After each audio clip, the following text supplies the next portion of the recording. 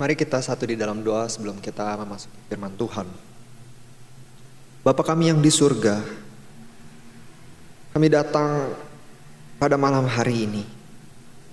Di dalam rumah kami masing-masing, Engkau kiranya hadir dan boleh memberikan kami damai sejahtera untuk boleh menyembah Tuhan dan memuliakan Tuhan melalui setiap puji-pujian kami, melalui doa-doa yang akan kami panjatkan, dan melalui firman Tuhan yang akan kami dengar.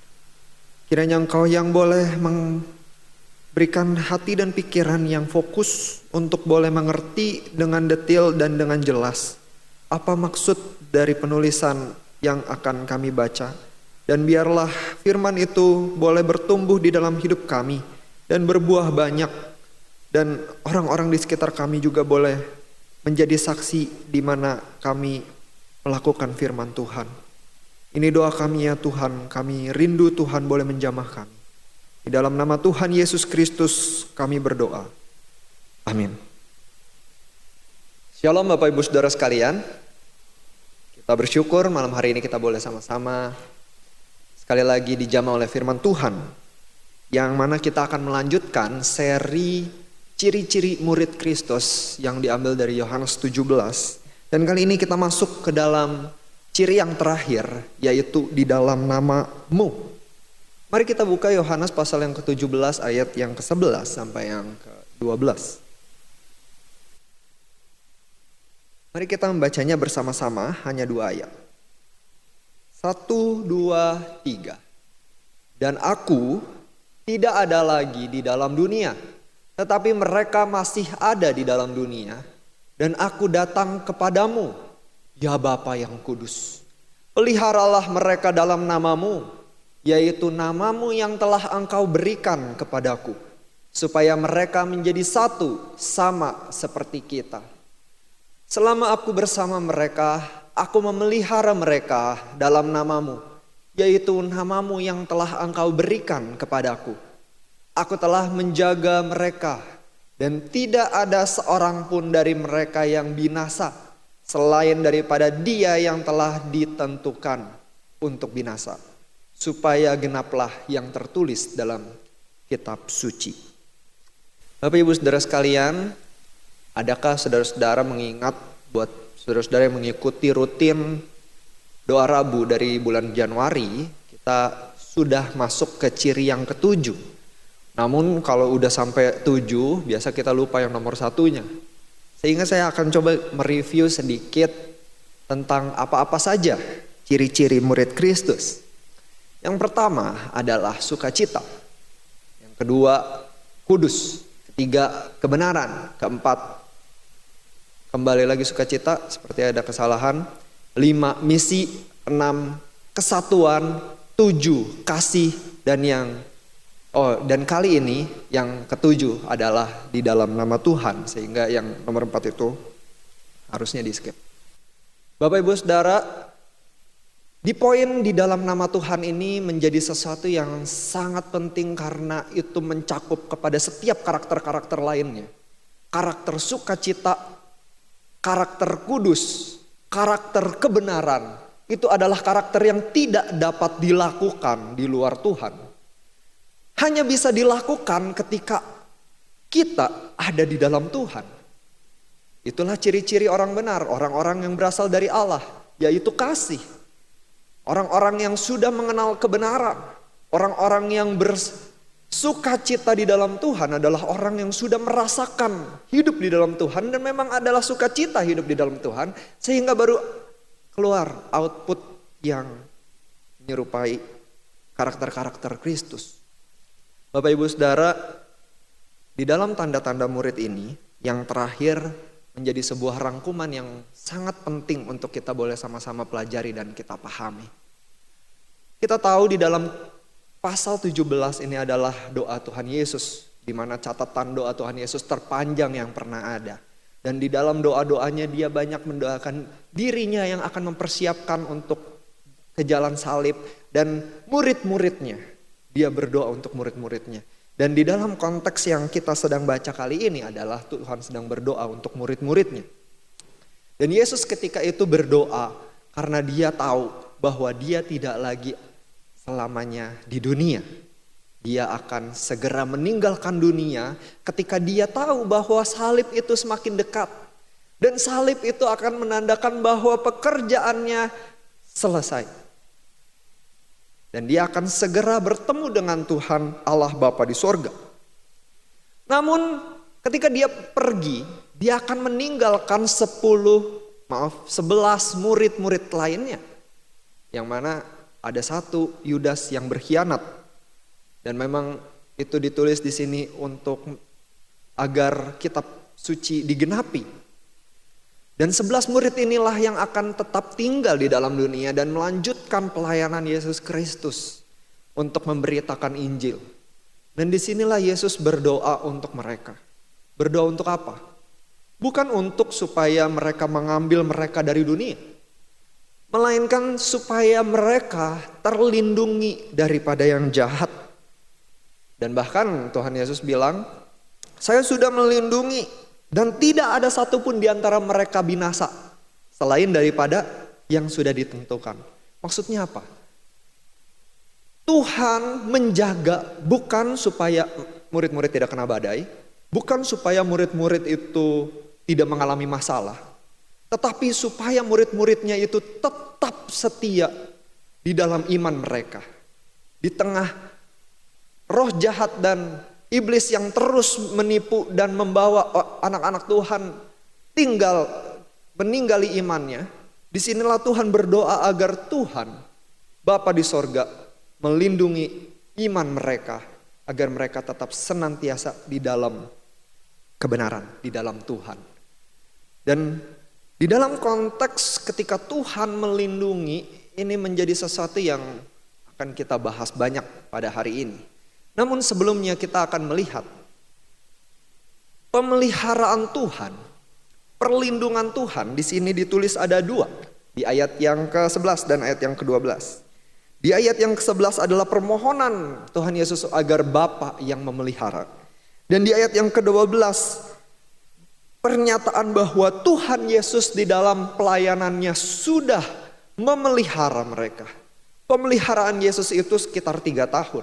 Sedangkan pemeliharaan Bapa itu akan dilanjutkan setelah Yesus Kristus pergi. Namun di dalam kedua hal itu ada satu yang sama.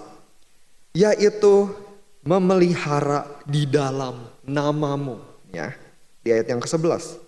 Tetapi mereka masih ada di dalam dunia dan aku datang kepadamu ya Bapa yang kudus. Peliharalah mereka dalam namamu. Dan yang di ayat yang ke-12. Aku memelihara mereka dalam namamu.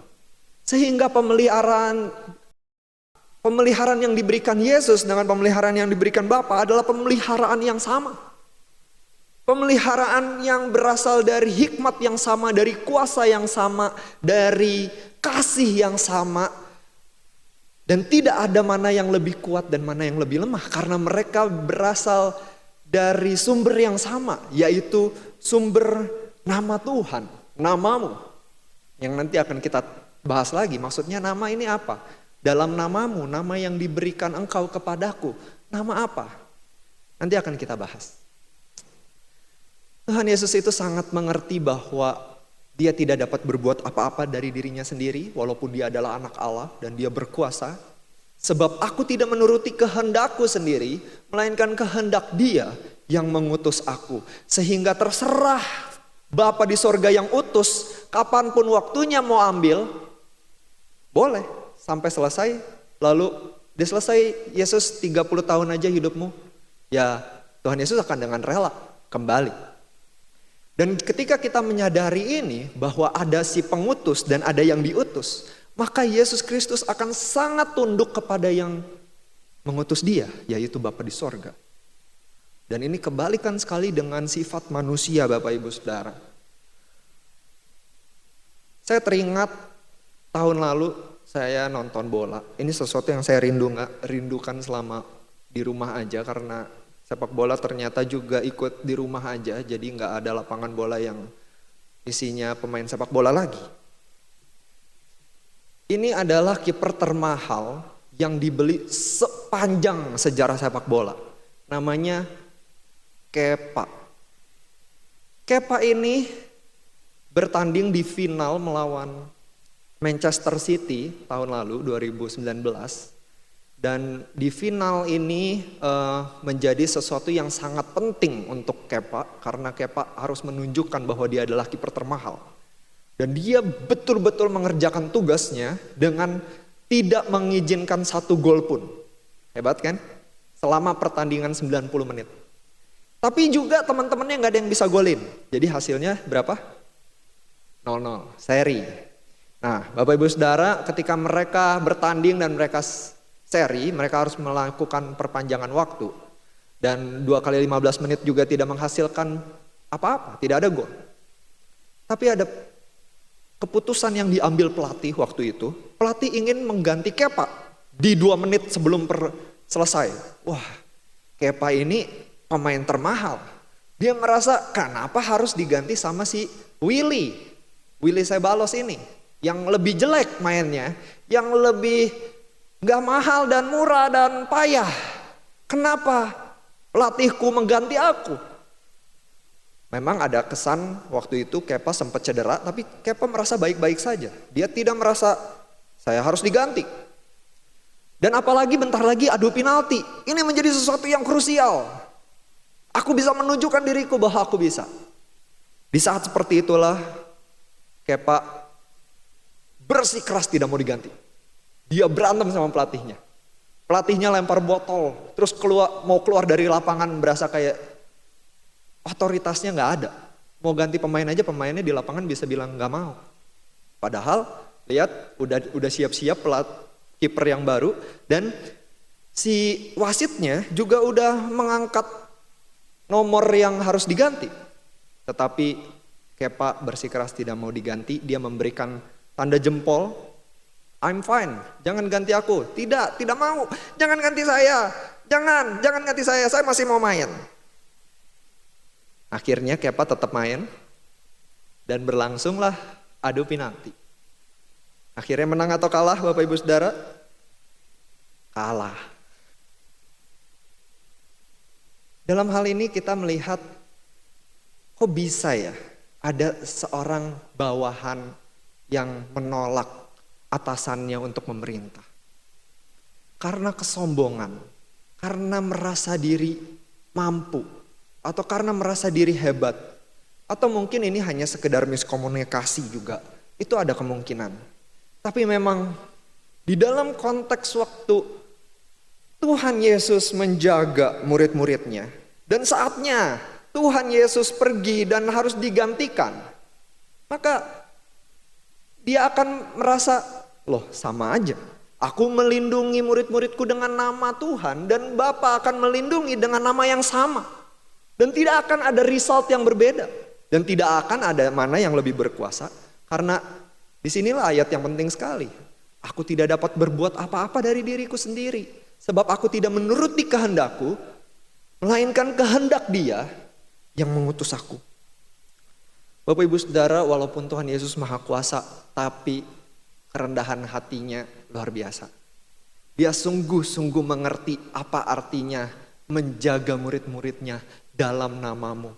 Karena dia tahu bahwa ketika dia menjaga murid-muridnya, segala sumber kuasa, segala hikmat, segala kasih yang dia miliki pun berasal dari Bapa.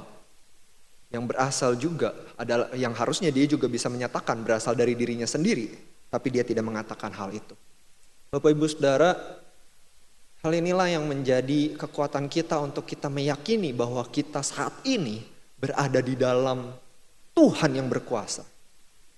Peliharalah mereka dalam namamu, yaitu namamu yang telah engkau berikan kepadaku. Ini diulang 2 kali. Berikan kepadaku. Apa nama yang diberikan oleh Bapa kepada Yesus Kristus? Apakah nama Yesus?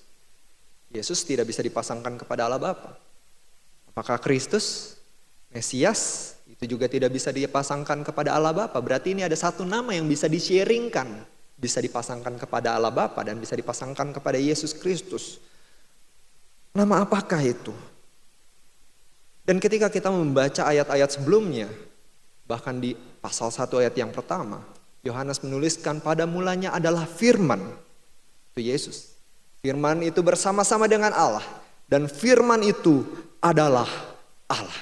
Firman itu adalah Allah. Dia menyatakan ada satu nama yang bisa di-sharingkan antara Bapa dengan Yesus Kristus, yaitu Allah, Tuhan.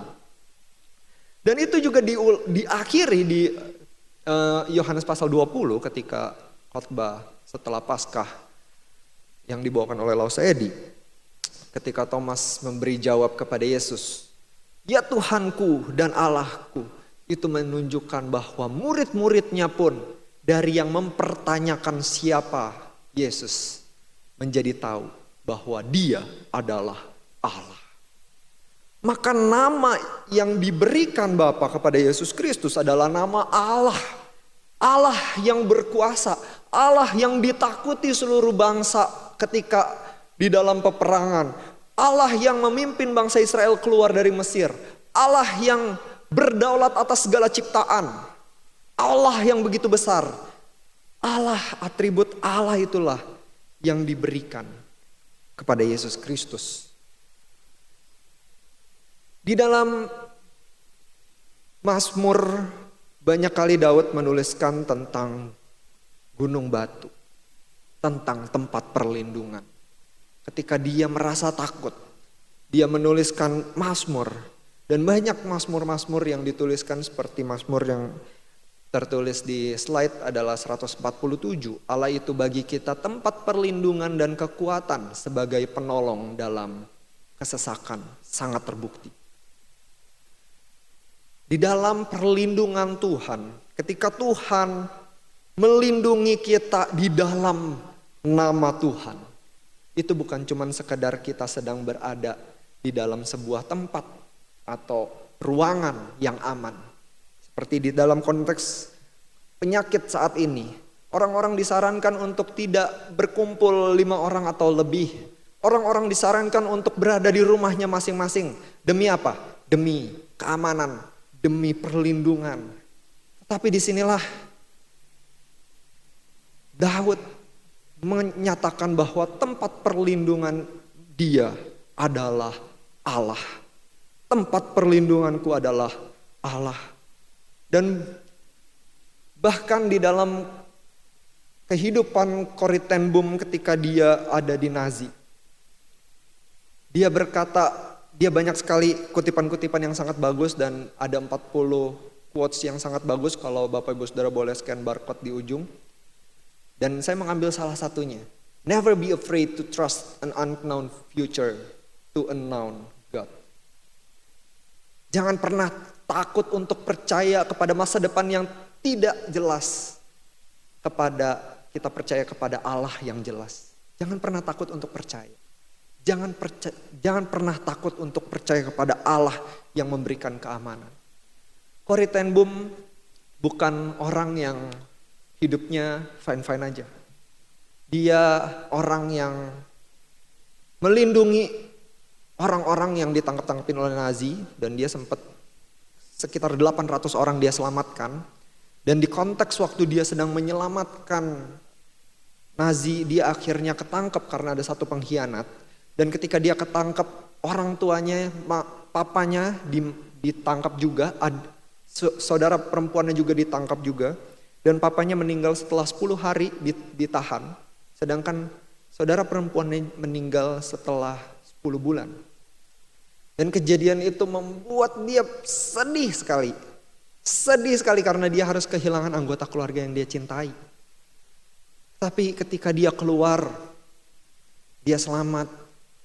Dia menulis buku Hidden Place. Dan di dalam buku itu tertulis bahwa Tuhan itu tempat perlindungan. Tuhan itu tempat perlindungan.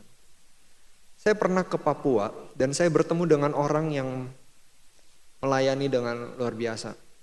Saya bertanya kepada beliau, mengapa Anda berada di sini? Kenapa Anda meninggalkan title S2 dan harus pergi ke Papua? Kenapa? Bukankah ini tempat yang tidak aman? Apalagi kau melewati banyak masa seperti perang suku dan sebagainya yang mungkin saja bisa mengambil nyawa dia sewaktu-waktu. Tapi dia berkata, tidak ada tempat yang lebih aman daripada tempat di mana Tuhan ingin engkau berada. Dan itu membuat saya berpikir, sekarang Tuhan sedang menginginkan saya berada di mana? Biarlah saya ada di situ.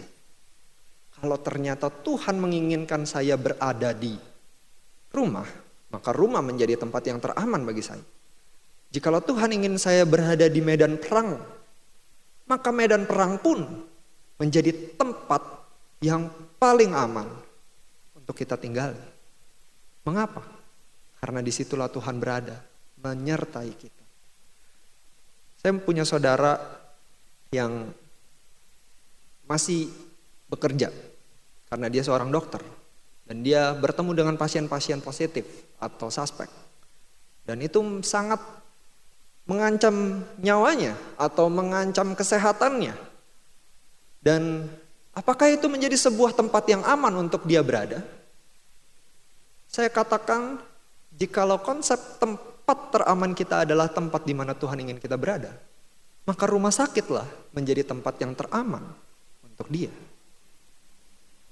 Tadi pagi baru ada bakti sosial, Pak Roy pergi memberikan APD ke rumah sakit. Bukankah rumah sakit menjadi tempat yang harusnya dihindari? Tapi jikalau memang Tuhan ingin Pak Roy berada di rumah sakit, maka rumah sakit menjadi tempat yang aman untuk Pak Roy boleh berada. Dan saat ini, di tengah begitu banyak ketakutan kita akan masa depan, di tengah ketakutan kita akan hidup kita, mari kita cari tahu di mana seharusnya kita berada. Terlepas mungkin dari secara fisik kita berada, tetapi di mana hidup kita berada saat ini. Apakah kita hidup di dalam nama Tuhan? Apakah kita hidup di dalam Tuhan? Karena namanya itu menyatakan atributnya.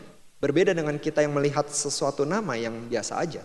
Tetapi orang zaman dulu melihat nama itu sebagai sesuatu yang powerful. Ketika dia datang menyampaikan pesan, engkau datang dengan membawa nama siapa? Saya datang membawa nama raja siapa, dan itu membuat orang-orang hormat kepada orang yang membawa nama itu. Dan Bapak Ibu Saudara, nama Tuhan itu memiliki atribut begitu banyak. Tuhan yang kasih, Tuhan yang kudus, Tuhan yang berkuasa, Tuhan yang berdaulat, Tuhan yang mampu mengalahkan segala hal. Dan ketika kita melihat atribut-atribut yang begitu banyak, untuk apa kita takut? Bahkan atribut-atributnya itu digunakannya untuk melindungi dan memimpin kita. Saya akan bahas tiga saja atribut dari sekian banyak atribut yang baik. Tuhan yang memiliki karakter kekal. Karena kekekalannya itu membuat kita dilindungi senantiasa dan tidak ada satu detik pun kita tidak dilindungi. Aku Tuhan, penjaga.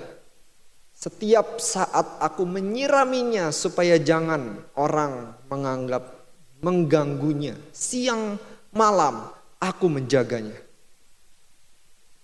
He never sleep. Tuhan gak pernah tidur. Dan dia Allah yang kekal. Sehingga penyertaannya pun kekal. Yang kedua, Tuhan memiliki karakter setia. Tetapi Kristus setia sebagai anak yang mengepalai rumahnya. Dan rumahnya ialah kita. Jika kita sampai kepada akhirnya teguh berpegang pada kepercayaan dan pengharapan yang kita megahkan. Bapak Ibu saat ini sering kali berada di rumah. Bagaimana kondisi rumah? Apakah makin berantakan atau makin bersih? Mungkin ada yang makin bersih karena banyak yang bisa dipekerjakan seperti anak-anak. Dan ketika kita merawat rumah sedemikian detil, sedemikian bersih, demikianlah Tuhan ketika dia mengepalai rumahnya yang adalah kita. Maka dia akan menjaga kita untuk tetap berada di jalan yang benar. Tuhan akan tetap menjaga kita untuk berada di dalam kekudusannya. Dan ketika kita bermain-main dengan dosa dan kita mengotorkan diri kita lagi, maka dengan sabar dan setia, Dia akan memandikan kita lagi, menyucikan kita lagi dari segala dosa. Dan disitulah pengharapan kita kepada Allah yang menyertai Dia dengan kesetiaannya. Karakter yang ketiga, Tuhan yang memiliki karakter damai sejahtera. Damai sejahtera Allah yang melampaui segala akal akan memelihara hati dan pikiranmu dalam Kristus Yesus. Bapak Ibu Saudara, makanan bisa memelihara perut, uang bisa memelihara segala materi yang kita butuhkan. Tetapi hati dan pikiran kita, siapa yang dapat menjaganya? Kebenaran, firman Tuhan. Dan firman Tuhan itu akan menjadi sebuah tulisan tak berarti tanpa Roh Kudus yang memberikan kita pemahaman dan hati yang mau digerakkan dan diubahkan. Demikianlah Tuhan akan memberikan damai sejahtera yang melampaui akal, yang tidak bisa kita pahami, karena damai sejahteranya itu betul sempurna. Kalau kita melihat arti sempurna sekarang, biarlah definisi itu masih memenuhi 10% dari kesempurnaan Tuhan. Karena Dia melampaui akal, pikiran kita. Otak kita yang sangat kecil ini tidak mampu memahami kebesaran Tuhan. Dan demikianlah nama Tuhan yang melindungi kita, yang menaruh kita ada di dalamnya, di tengah-tengahnya. Di mana kita sedang dimasukkan ke dalam sebuah persekutuan indah antara Bapa, Anak, dan Roh Kudus. Dan ketika kita masuk di dalam persekutuan, keindahan, relasi antara Allah, adakah kita melihat penyertaannya sempurna di dalam kehidupan kita? Atau kita merasa tidak nyaman dan kita akan berusaha keluar dari perkumpulan itu? Karena itu yang dirasakan oleh anak yang hilang, si bungsu. Dia tidak nyaman di rumah Bapa. Dia pergi keluar. Dia mencari segala kesenangan-kesenangan lainnya yang di luar Tuhan. Namun dia menemukan semuanya hanya berujung kefanaan dan penderitaan. Sehingga dia memutuskan untuk pulang dan melihat dengan clear bahwa hanya Tuhanlah yang aku butuhkan. Bukan warisan, bukan pesta pora, bukan pekerjaan yang baik, tetapi kasih dari Bapa itu sendirilah yang kita butuhkan. Corrie ten Boom sempat menulis sebuah perkataan yang sangat menarik. Kita tidak akan pernah tahu seberapa kita membutuhkan Tuhan sampai titik di mana kita hanya memiliki Tuhan. He is all we have. Ketika Corrie ten Boom tidak memiliki rumah karena dia sudah ditangkap, ketika dia sudah tidak memiliki kuasa atas dirinya sendiri, atas nyawanya, atas keluarganya, dia hanya memiliki Tuhan. Di saat itulah dia hanya tahu bahwa dia hanya membutuhkan satu nama, yaitu Tuhan. Nama Tuhanlah yang kita butuhkan, terlampau dari semua kebutuhan-kebutuhan primer yang dunia ini ajarkan. Kita membutuhkan Tuhan, dan disinilah kita bersyukur karena sebagai anak-anak Tuhan, kita adalah orang-orang yang aman. Kita adalah orang-orang yang ada di dalam pemeliharaannya. Mungkin ada saudara-saudara yang tidak bersama dengan anak-anak saat ini karena anak-anak sedang studi di luar, atau karena sedang kos di luar kota, atau karena sedang mendapat pekerjaan di luar kota, dan kita tidak tahu seberapa aman dia. Percayalah Bapak Ibu Saudara, mereka, jikalau mereka adalah anak-anak Tuhan, mereka percaya sungguh-sungguh bahwa Yesus Kristus adalah juru selamat yang hidup satu-satunya. Dia adalah orang yang aman karena Tuhan memelihara dia di dalam namanya. Mari kita yakini ini dan percaya sungguh-sungguh bahwa Tuhan juga memelihara hidup kita, dan di dalam kekekalannya, di dalam kasihnya, di dalam damai sejahteranya, di dalam kesetiaannya, Dia tidak akan melepaskan kita dari apapun juga. Mari kita berdoa. Bapa kami yang di surga, kami bersyukur kami punya Tuhan yang kekal, Tuhan yang besar melampaui segala akal. Kami bersyukur untuk kasih Tuhan yang mau menjaga murid-murid-Mu. Di mana Tuhan telah menjaga ke-12 rasul dan saat ini Tuhan menjaga gereja-gereja yang ada. Dan Tuhan saat ini sedang menjaga kami secara personal. Orang-orang yang mendengar firman Tuhan pada hari ini. Yang sungguh percaya kepadamu.